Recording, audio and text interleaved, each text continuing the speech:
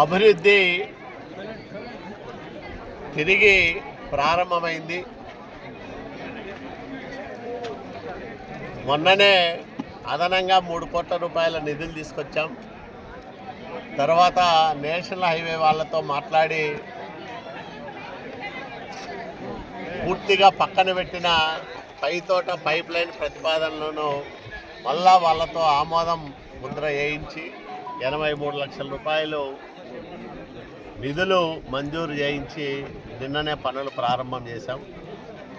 మున్సిపాలిటీలో ఆర్థిక పరిస్థితి ఆశాజనకంగా లేని కారణంగా కొన్ని కార్యక్రమాలకు దాతల సహకారం తీసుకోవాలని నిర్ణయించి సుమారు ఒక 500 వీధి దీపాలను కొంతమంది దాతల ద్వారా సేకరించి పట్టణంలో అమరుస్తూ ఉన్నాం.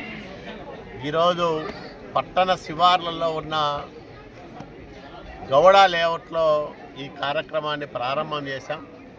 ప్రధానంగా శివారు కాలనీల్లో ఈ వీధి దీపాలను ఏర్పాటు చేయమని నేను అధికారులకు చెప్పడం జరిగింది.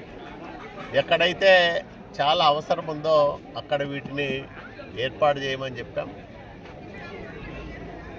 సుమారు 7.5-8 లక్షల రూపాయలు ఈ విరాళాల రూపంలో అందిన ఈ వీధి దీపాలను పట్టణంలో అవసరమైన ప్రాంతాల్లో అమరుస్తూ ఉన్నాం.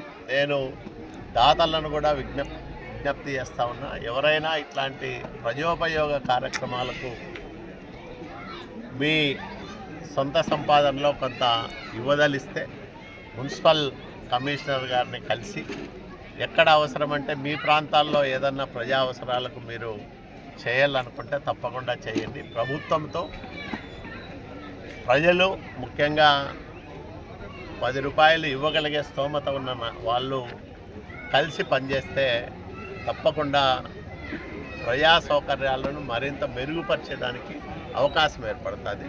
ఈ సందర్భంగా దాతలకు కూడా నేను విజ్ఞప్తి చేస్తాను. ఓకే.